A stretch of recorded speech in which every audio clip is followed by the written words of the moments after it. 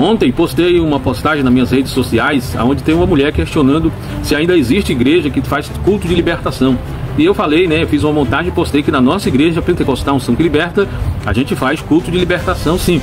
E teve uma pessoa que veio questionar comigo, né, baseado em João 8,32, que diz: conhecereis a verdade e a verdade vos libertará. Então a pessoa disse assim: quem liberta é a palavra de Deus, porque está escrito: conhecereis a verdade e a verdade vos libertará. Sim, a verdade vos libertará, mas tem hora que é necessário expulsar os demônios. Mateus 17:21, o Senhor Jesus disse: essa casta de demônio não se expulsa se não for com oração e jejum. Atos dos Apóstolos 16:16, na época do apóstolo Paulo, existia uma jovem que tinha um espírito de adivinhação.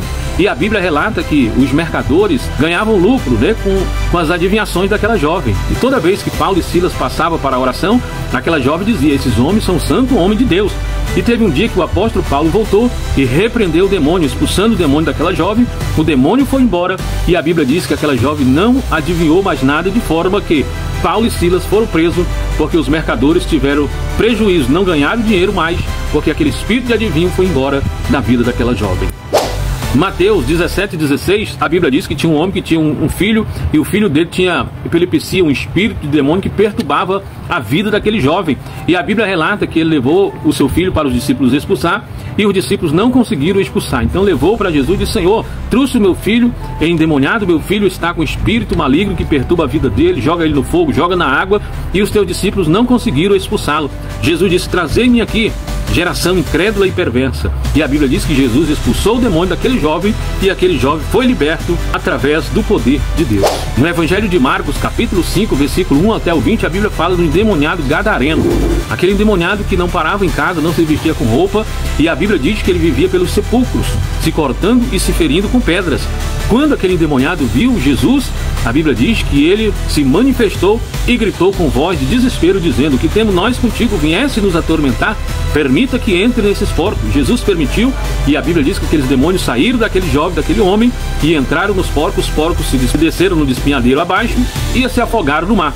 E aquele jovem ficou em perfeito estado, porque Jesus expulsou a legião de demônio que tinha na vida dele. Mateus capítulo 15, a Bíblia relata da mulher cananeia. Ela chegou para Jesus e disse: Senhor, socorre a minha filha está horrivelmente endemoniada. E Jesus disse para aquela mulher: vai, porque a tua filha já está liberta. Evangelho de Lucas capítulo 8, versículo 2, a palavra de Deus fala de uma mulher que tinha 7 demônios, e Jesus expulsou os 7 demônios da vida daquela mulher.